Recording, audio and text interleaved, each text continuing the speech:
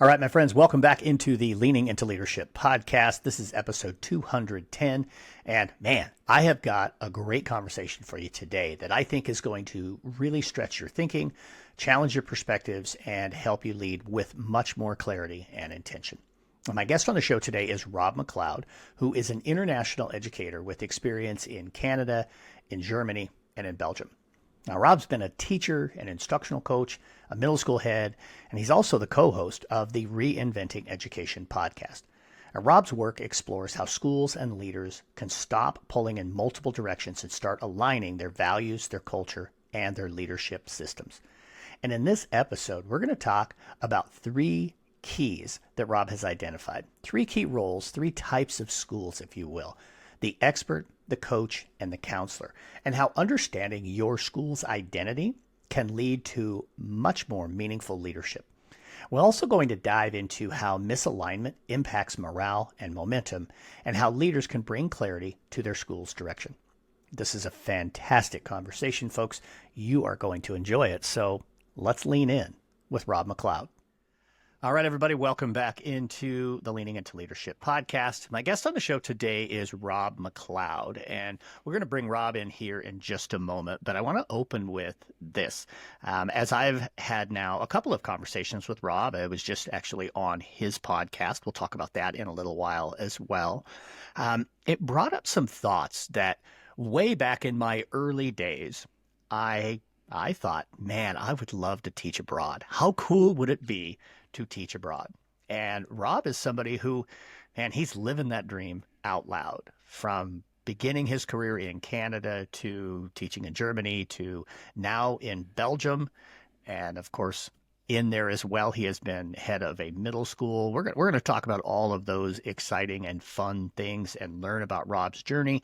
But also we're going to talk about how schools need to be really intentional in terms of the direction that they choose. And Rob's going to give us some insight on that. So with that said, Rob, welcome into Leaning into Leadership. Darrin, thank you so much. It's a pleasure to be here. I'm excited to have this conversation with you. It's going to be kind of fun. You know, here about a week ago, you had me on the other side of the microphone. Now it's my turn to throw the questions your way, which is going to be a lot of fun. So let's do this. Let's kind of ground our conversation a little bit here, give everybody an opportunity to learn a little bit of your background so they kind of understand the expertise and knowledge that you're bringing to the table. Yeah, thank you, Darrin. I think I have a somewhat unique resume in that, yeah, like you mentioned, started in Canada, very passionate teacher. It was a difficult time to be a new teacher in terms of getting contracts 15, 16 years ago. So after 3 years in Canada, I thought, well, I really want to be teaching. I want to have my own class, and that's not going to happen anytime soon. So let's go abroad for just 2 years, and then I'll come back in 2 years and see how things have changed. Well, the 2 years have now turned into almost 13 years abroad. Started teaching in Frankfurt in Germany, and then eventually met my wife while in Europe. She's Belgian. We've settled down here in Brussels. There was a quick, brief jaunt back to Canada during that time to teach and consider leadership positions there. But now, yes, settled down in Brussels. And throughout that time, I've had the pleasure of teaching every single grade from junior kindergarten to advanced grade 12 classes. As mentioned, was the head of middle school. And yeah, it was one of those guys who just wore a lot of the different hats: instructional coach, curriculum coordinator, just always interested in the development of a school. And I've had, the unique pleasure not only to see education systems in 3 different countries, but also in very different contexts. I've worked in the public, private, and international school system. So I've really had a privilege of just seeing how education is approached very differently to some degree across countries and across school systems, but at the same time to see a lot of the commonalities that all of them have. Yeah, absolutely. So let's maybe talk a little bit more about that, just because I'm curious. It's always good to get other people's perspective. I know when you and I had our very first conversation, I I ask you just in general, like as somebody who doesn't live in the United States, are you watching us like you're driving by a slow car accident, or just exactly what does it look like? And we're not going to chase that right now. But I do want to talk about maybe what you have learned, and I don't know, maybe compare and contrast, or just maybe share things you've learned about education systems outside of what most of my listeners, not all, but most of my listeners are here in the United States. Yeah, so there can be a real culture shock when you go teach in another country. Not that the education systems themselves are that different. Like a lot of the little details are different for sure on the face value, but I think the principles and the core of what makes a good school is a good school. That is universal or international. That's the same no matter where you go. But where you do hit that culture clash or that culture shock is when you realize that like our schools really are an extension of the place that we live in and our social, our cultural norms, just, our ideas about what childhood should be like, what should a teenager be like or not. And, I often joke that, there are just certain social customs. Now, this isn't pedagogy at all, but I often joke, so like you've never really lived until you go to your child's Belgian school event and a kindergarten student is handing you your beer as you walk into the Christmas concert. Like something that in North America, you could never imagine happening. Yeah, no. But the kindergarten class here is raising money for their school trip. So they're the ones selling the beer at the Christmas concert. I think that's like the most extreme social example, but you just hit these little moments where you think, this would never happen in country X, Y, and Z, or like, where I'm from. So you hit those little just social things. And then you just realize, oh yeah, that echoes into what we think is normal or what is not normal in schools. Yeah.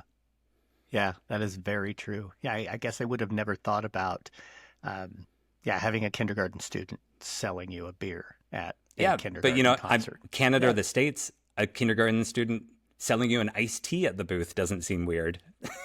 True. It's just something that's different in the cup. Yeah.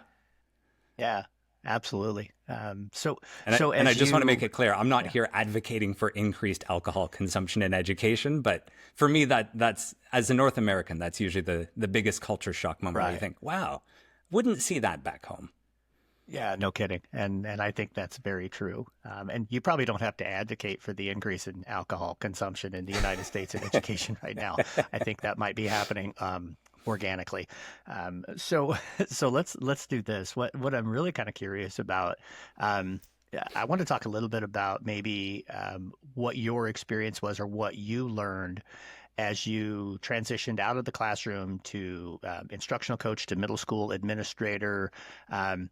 So often, I think, most of us, when we make that transition from the classroom to outside of the classroom, realize, oh, wow, this, I remember for me, it was, I thought everybody's classroom looked like mine. And no, they don't. But I'm just kind of curious, maybe what were some of the things that you learned as you transitioned out? Because realistically, when this episode is landing in people's ears, a lot of the listeners might be brand new. Maybe they just found out they landed their first principal position. So I'm really curious to hear maybe some of the things that you learned or took away from that experience.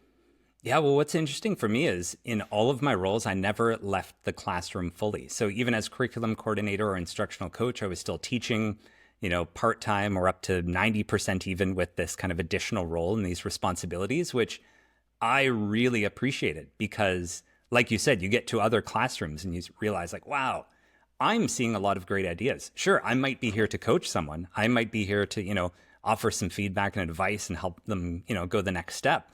But I'm learning just as much by having this privilege of getting into so many different classrooms. So for me, that was just an incredible, time of exchange. And I think really helped my own practice, even if my role was there to be helping other people with their practice. And what's interesting, so when I was the head of middle school in the German system, a really interesting thing that I quite like about the German system is no matter how high you get up the hierarchy, you must remain in the classroom. So even as vice principal, as head of school, you are still teaching a certain percentage.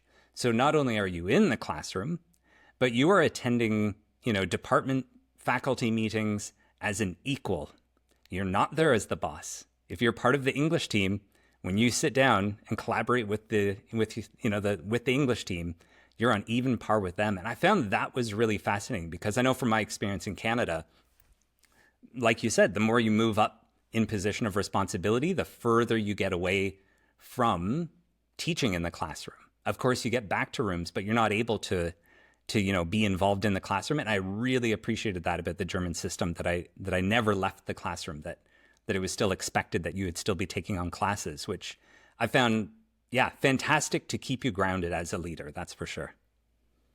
Yeah, I would think that would be a huge deal. It makes me think of one of my very best friends, Eric Lillis, a guest here on the podcast way back, probably about episode 5 or 6, way back when we first started, is just now retiring at the end of his career, 30 plus years.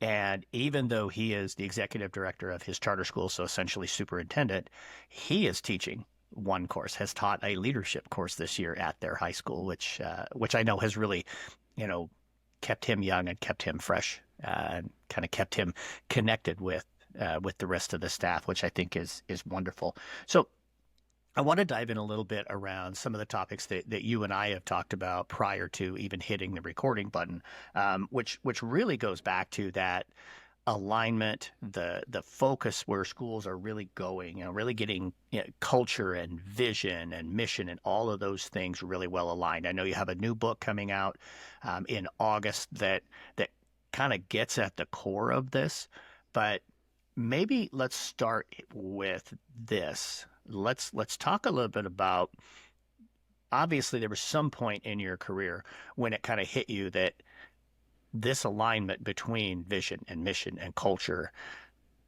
all need to be going in the right direction. Maybe take us back to that. If there's like a moment in time, or if there's just kind of maybe an amalgamated moment in time where you're like, hey, these are the things that caused me to go there. I'm curious what brought that focus to light for you.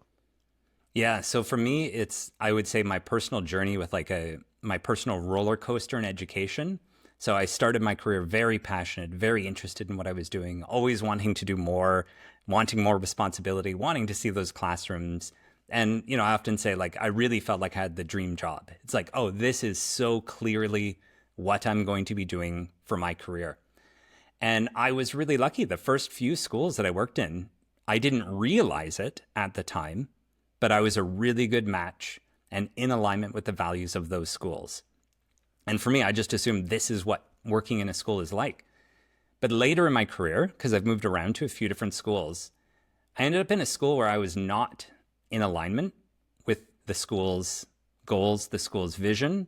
And all of a sudden, all of those things I'd spent years doing, that I was rewarded for, not to toot my own horn, but I was one of those classrooms that, when student teachers are coming, they're coming to my classroom. When people are visiting the school, universities, whatever, they're coming to see my room. I was one of the classrooms that you'd go see. Well, all those things I'd been celebrated for, and, just really feeling like I was contributing meaningfully to my students. All of a sudden, those things were out of alignment with this school. And those things were no longer getting me rewarded. In some ways, they're almost getting me reprimanded. It's like, no, that's not how we do things here. And, it was just for me, it was very going from a dream to a nightmare, where it was like, okay, I think I need to get out of this place. But the thing that stopped me from just running away was how come I'm having such a hard time here? And it's not a toxic school. Leadership seemed like some pretty good people. And there are other people around me who seem to be thriving and in agreement and in alignment with what this school is doing. And they seem to be doing well. So how is this possible that we've got these completely different perspectives on what should be going on in a school or what shouldn't be going on in a school? And I'm struggling here and they seem to be thriving. And that's when I started to really step back and zoom out and start to see that I think we often approach schools mistakenly by thinking oh, we need to improve schools. We need to do school better. We need to figure out, the new best practice. We want to do a good job. But what I started to see was there's not just one way, and it sounds obvious when you say it, but I really started to see 3 patterns of 3 very distinct sets of values in education.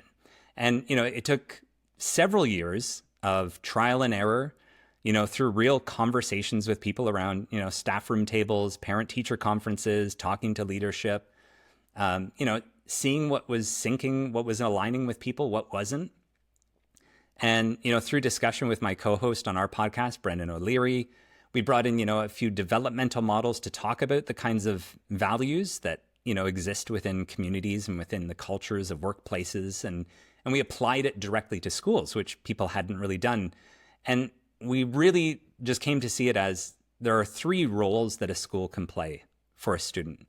And all 3 of them can serve students, but they have very different roles. And we gave these 3 the terms expert, coach, and counselor. And we kind of bundled these different, so each of them have different ways of doing things, very different cultures, very different ideas about how do you organize a school and who's making decisions, who has the power to do so. And once I started to see, actually there are 3 types of school, then it became obvious, as educators, you can really start to see that everyone has a default mode towards one of these. Because one of these 3 types, one of these 3 ways of doing things is what you align with. And the other 2, you're either neutral, or I find more often you've got an allergy to, where you're like, no, we don't want to go in that direction. But you'll find people who do. So I really started to see these 3 values. And rather than seeing different as wrong, I saw that these are just 3 different ways to contribute meaningfully. And I'm in alignment with one of them, and I'm not with the other 2. And suddenly that reframed that struggle that I experienced. And I realized, I was just lucky to have landed in schools that I was in alignment for the first few years of my career. And without this map of this idea of these 3 types, I was just struggling and fumbling in this other school until I got clarity on why that was. And then I was able to make some real change. And oddly enough, I even stayed at the school, became a leader in the school, because there was a changing of the tide in the school that was saying, yeah, actually, we don't want to be this type anymore. We want to move towards this other type, which just happened to be the type, luckily, that I was more in alignment with.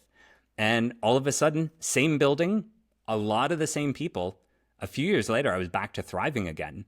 But, I really did go through a career crisis point of, for a while, completely considering leaving education altogether.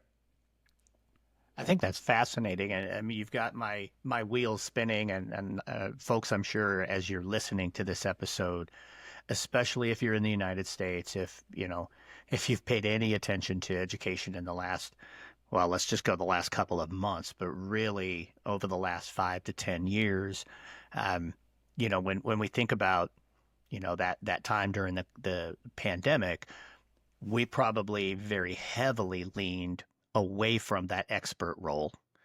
Probably didn't do a lot in the coaching role and did a ton in that counseling space. That's just, I mean, I'm not trying to percolate your work down, and I do want you to elaborate on all 3, but we've probably gone very far in that one direction. And certainly here in the States, that's helping me kind of maybe reframe why we're seeing such a shift in a completely different direction, trying to be pulled very strongly, maybe back into the expert space, as opposed to that counselor space. So without me, again, butchering your work or putting words in your mouth, maybe let's talk about those 3 roles maybe just a little bit deeper, and maybe give some context to each of those, so that those people who are listening right now, who are trying to figure out, okay, where do I really fall in? What does that really look like in each of those 3 spaces?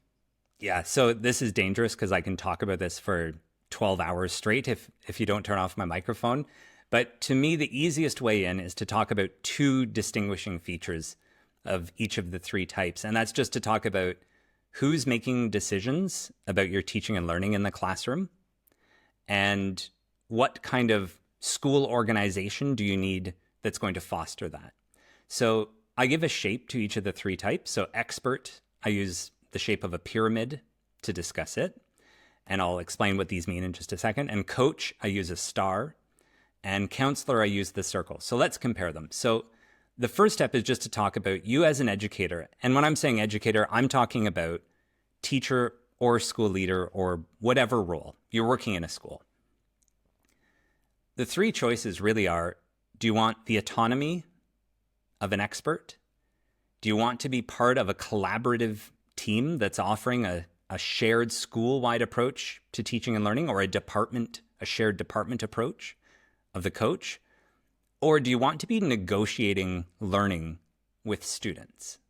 So that first question is, in your classroom, do you want the decisions about teaching and learning to be made with autonomy by yourself, in collaboration with others, or through negotiation with the student to negotiate what it is that they're learning, goals, and how they will do it, the who, what, where, when, why, and how of their learning? So that first question, usually people get a pretty strong sense of, oh yeah, no, I like my autonomy, or nope, my default setting, right. I'm in there with people, or nope, it's me and the student. So that's the first step. But then to go one step deeper, we have to say, well, that's not going to happen in isolation. There will be environments that either support that way of working and those classroom decisions, or there's going to be organization structures that are going to work against that. So that's where those three shapes come in. And in an expert school, to serve autonomy, we've got the pyramid, and it's a clear hierarchy. We say, in the school, you've got your head of school at the top, you've got staff below, and it's very clear what each layer of that hierarchy does. And in the classroom, it's the same thing. You've got the teacher at the top of the hierarchy, and they are responsible for the students below them. So the head of school is making decisions for their staff. Teacher, they, with autonomy, are making decisions for their students. If we move on to the coach to compare that, we've now got this star, and I describe it as like a layered hierarchy. So there's still someone at the top, there's still a head of school, but you can imagine that pyramid. Now I'm talking with my hands. I know maybe not everyone can see this, but we've got that pyramid which like will fan out into the points of a star. And then we've got a layer of hierarchy. And this is where we start to see all those kind of layers of responsibility. And we get a lot of new roles in the school typically. This is where a lot of the curriculum coordinators, the instructional coaches, these kinds of roles show up. Not to say you can't have them in an expert or coach school or in an expert or counselor school, but the coach school is going to put emphasis on a layer of decision making. And so we see this in the staff. And part of the reason for this is because all of a sudden now at the coach level, we want to be collaborating horizontally and vertically in our schools. So we want to make sure if Darrin and I are both teaching grade 5, that what's going on in Darrin's classroom is mirroring what's in mine. So if a student was to switch classes, it's a pretty seamless transition. But we also want that seamless transition vertically through the school. So grade 5's talking to grade 4, grade 5's talking to grade 6. We're trying to ensure a shared school-wide approach to the teaching and learning decisions. So, in our school, we've got this layered hierarchy of the star. Some voices hold more weight than others, but more voices are included. And in the classroom, this is where we move towards a class that, we're looking at more differentiation, and we're seeing the group not as a whole, but as several points, several stars of constellation in the classroom. And, the work that you're doing is happening through collaboration. And then finally, the counselor who's negotiating with the students, we've got a flattened hierarchy. And here in the counselor circle, now, when you start to hear this description, you'll think, are there schools like this? Yes, there are. They are totally the minority. I can point to, the dozen or so in different countries. But they approach this with a flattened hierarchy where we say, no. Everyone in the school, students, staff, heads of school, even parents, we're on equal footing. Everyone has the potential to be a leader in the school and influence the school's direction if you are willing to show up and do the work. We don't care about your opinion on things, but if you want to lead, show up. We've got detailed processes of how we make decisions through consensus-based decision making, and all voices that show up to that table are equal if you're willing to participate in the processes and the procedures. This isn't just loosey-goosey, hey, let's do this, let's do that. But there's a flattened hierarchy and all voices are equal. And that goes in tow with this idea of the teacher and the student are negotiating. The student is negotiating what would be meaningful for them. And the teacher's role in the negotiation is to say, this is great. We want to customize, personalize your learning. However, there are transdisciplinary skills or themes or content that we do need to cover over time, and I'm going to make sure that we are able to cover them. But you get to have a seat in the negotiation for this. We're on equal footing here in terms of deciding what you're going to do, when, what that learning will look like, how it will be assessed, what your timelines are, all of these sorts of things. So I would say that's kind of the first step into helping people figure out, do you lean more expert, more coach, more counselor? Experts want autonomy, coaches want collaboration, and counselors want that negotiation with students. And experts want that clear hierarchy of the pyramid. Coaches want that layered hierarchy to work in of the star. And counselors want that flattened hierarchy of the circle in terms of school decisions. Man, that's just really got my wheels turning, and thinking about the different schools that I have worked in. I think honestly they probably all lean in that expert space, maybe a little bit in that coaching space. Which I guess takes me to my next question about this, and I know this ties in with the new book, so maybe we can kind of weave that in there a little bit too. It's not healthy or good for schools to be trying to go in multiple different directions. Something you were telling me before we hit the record button. Maybe elaborate on that a little bit, because I'm sure there are some who are thinking, well, my school's a little bit this and a little bit this and maybe a little bit this. Your position, I think, is pick a direction and go with it, right? Yeah. So I would say this is the biggest takeaway that I hope my book can help schools with. And first of all, just simply pointing out, you've got these three options.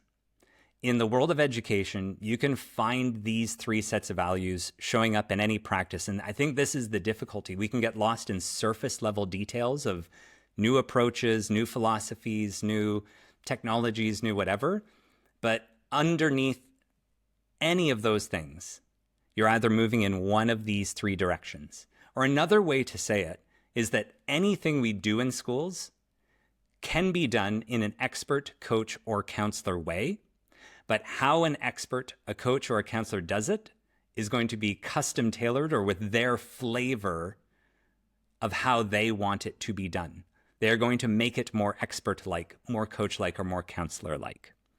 So my advice for schools is get clear on which one of these is best for your school's context.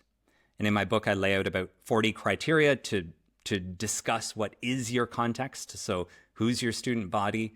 What's the center of gravity between these three types in your school now?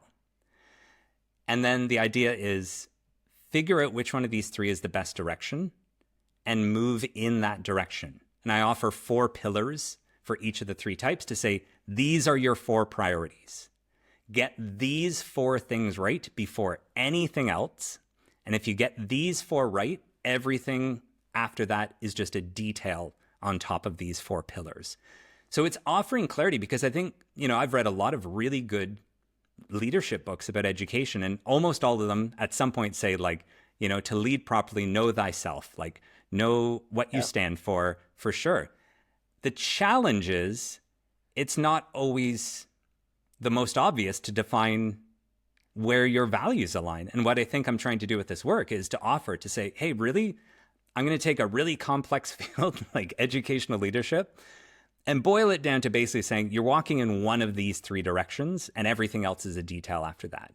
And like you said, anyone listening to this is probably doing an accurate assessment of their school and saying, well, I can see where we are a bit expert, and I can see we're a bit coach, and I can see parts of the counselor for sure. And I would agree. I would say every school I have worked in, every school I've had the pleasure of speaking with, and every leader that I've met sees that their school is caught in this unintentional tug of war between these 3. And I think the key word there is unintentional tug of war between these 3. And an unintentional tug of war wastes a ton of time, energy, and resources as a school either drifts in one direction for a few years and then cuts ties with that, erases what they've done and starts moving in the opposite direction, and then cuts ties with that and then moves in another direction a few years later. And anyone who stays on staff, understandably, will get apathetic after a while of saying, oh, this is the new data-backed thing that is now the best. Oh, because I remember 2 years ago we were told that too, and now we have to do the opposite of it. And I know that's a slightly cynical extreme example. Right. But whether it's the long-term or the short-term. I've never heard that. But it's also happening in the short term. I challenge you now. I don't want to ruin staff meetings for you, but sit in any staff meeting. And this is the way I'm not actually like Neo in the Matrix, but this is the way I think of it. It's like, as soon as someone starts talking in a staff meeting, I just pause for a moment and I just kind of sink into what they're saying and saying, oh yeah, this person right now, they're defending expert values. This person, they're defending coach values. This person, they're bringing in the counselor perspective and they're defending that.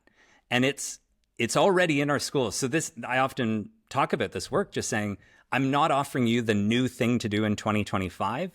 This isn't something new to add to your to-do list on top of what you're already doing. I'm doing my best to point out a pattern that's already impacting your school. I'm pointing something out that is already causing either miscommunication between staff members and leadership.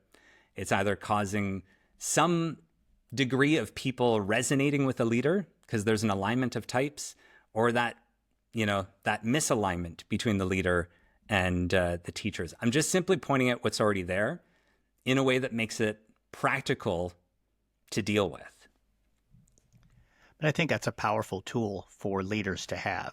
Just to be able to, I like to talk about get up on the balcony, that balcony level leadership, and to even just like you said in a staff meeting, and just think about where people are coming from, what position are they taking, as opposed to just labeling them as, they're on board, they're not on board, they're obstinate, those kinds of things. Just actually think about where, which of these three camps might they be standing in when they're actually speaking up as a part of the meeting.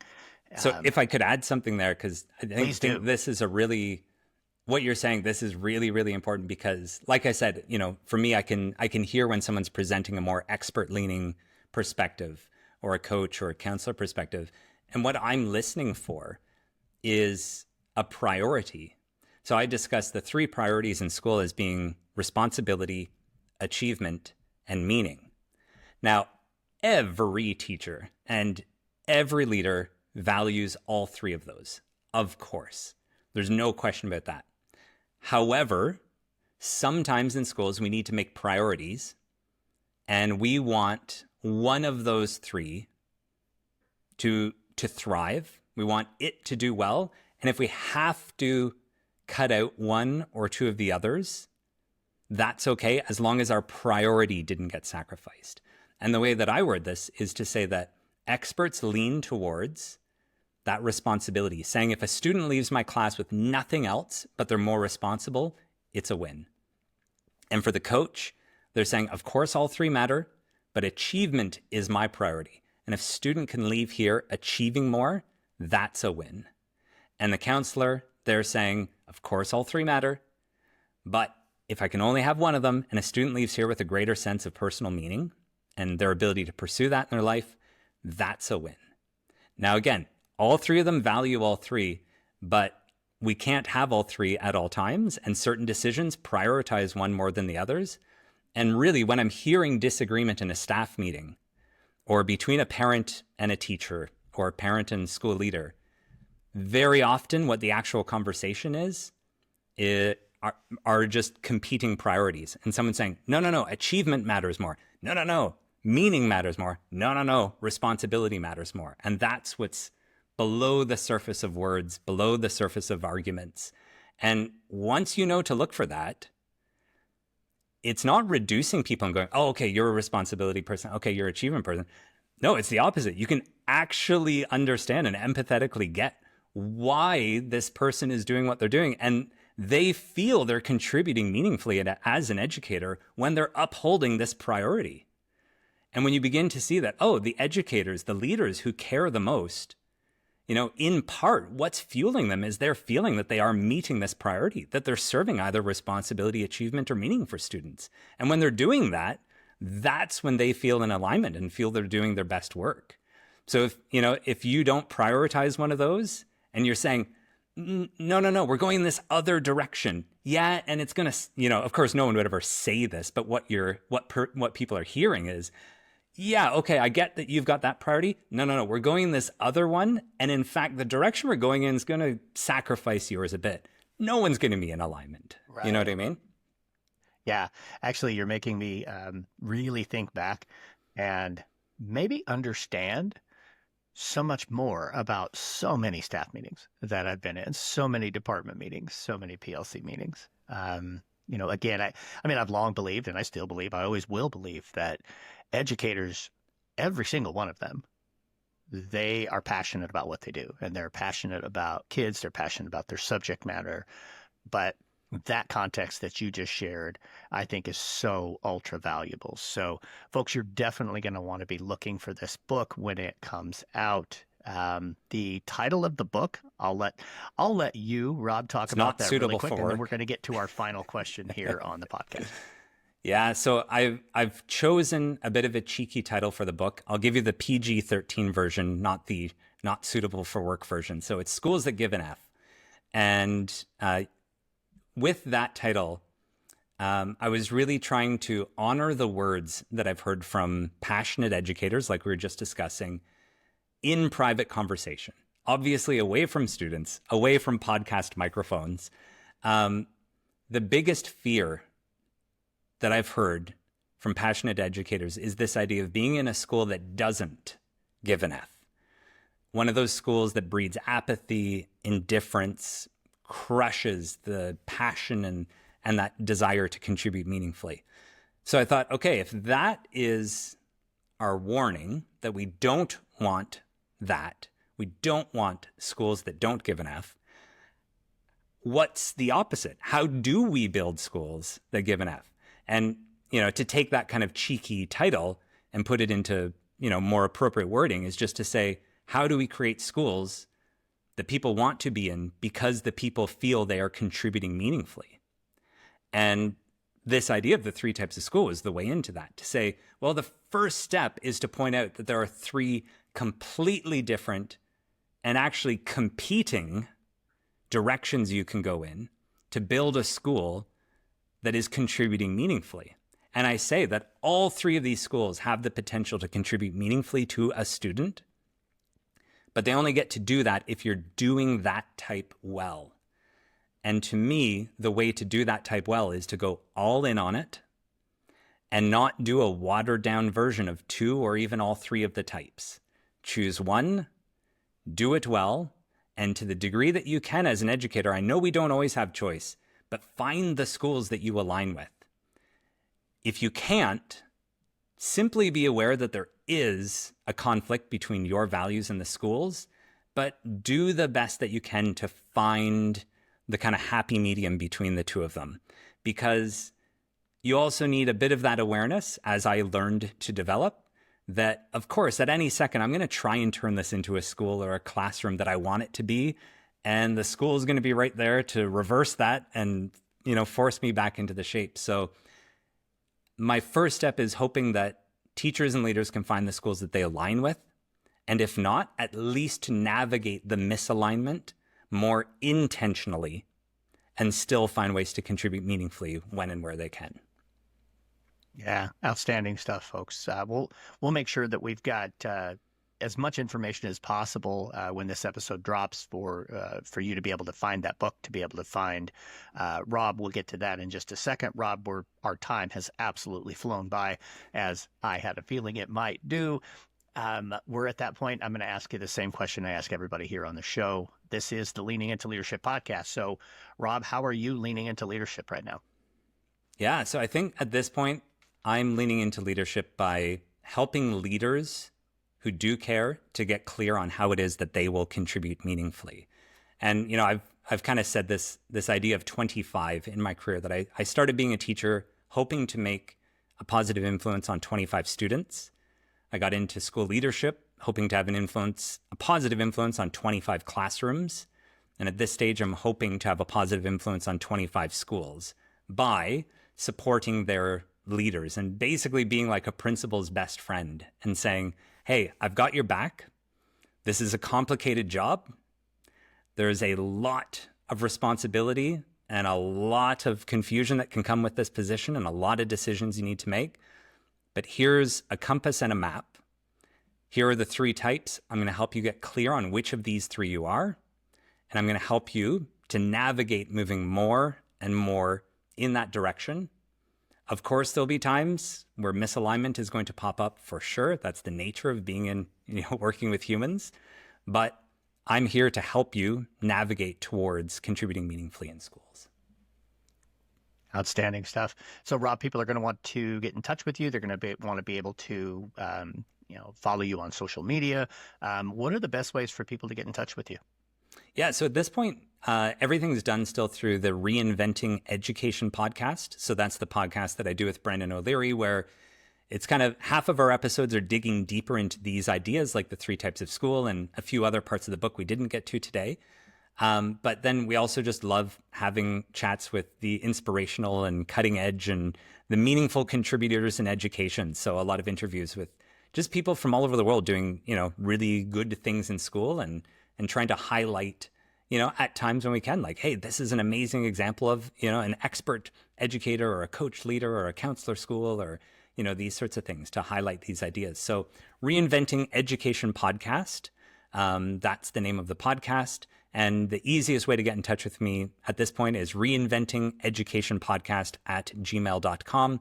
You can also find Reinventing Education Podcast handles on YouTube. We've got a channel there where we've uploaded not only our episodes, but also video content around these ideas. And on social media, Instagram and Facebook, Reinventing Education Podcast as well. Outstanding. We'll make sure we have links for all of that stuff for you in the show notes. Rob McLeod, thank you so much for joining me here on Leaning into Leadership. Darrin, it's been a pleasure to be on the other side of the microphone with you. As I said, folks, fantastic conversation. Everything you need to get in touch with Rob, to listen to his podcast, also to check out the Kickstarter for his book, Schools That Give an F, is down in the show notes. So make sure you go and check that all out. And now it's time for a pep talk. So earlier this week, I had a conversation with actually 2 different assistant superintendents in 2 different states, but they were dealing with very much the same challenge. And in these conversations, what they talked about was how they were feeling that the leadership in a particular school that they were discussing with me was really just kind of living in that space that I talk about all the time, that running around and putting out fires or just being totally task-oriented. Now, leaders, I want to challenge your thinking here. I know when this episode is releasing, we're right at the end of the school year. Maybe you're just coming up for air, trying to catch your breath a little bit. Your year has finished or is about to finish. But I would really push you to think about, as a leader, are you a task-oriented leader or are you an outcomes-oriented leader? I see, as a task-oriented leader, it's going to be, what are the things that I get done on my checklist? Task-oriented leaders typically are the ones who get stuck in that firefighter world. Earlier on the show, a few weeks ago, Jimmy Casas mentioned that some leaders even just crave that, right? Because it shows, look at what I've accomplished. But when all we do is take care of tasks and we don't really focus on outcomes, which is the second type of leadership in this conversation, we really never move the organization forward. And when we're outcomes focused, that doesn't mean we don't still have tasks that we need to accomplish, but really what it means is that we have our eye on the horizon as the leader of the organization, that we are the ones who are looking toward that vision that we have, that compelling vision that I talk about all the time here on this show. Being that outcomes leader is what will truly lead you and your team to where you want to go, not just simply doing the tasks. So, as you take some time this summer to catch your breath, get your head above water, take a little bit of reflection and think about, am I being task-oriented too much, or am I staying focused on the outcomes? Hey, that's what I've got for you this week, folks. Thank you so much for listening to the Leaning into Leadership podcast. Get out there and have a road to awesome week.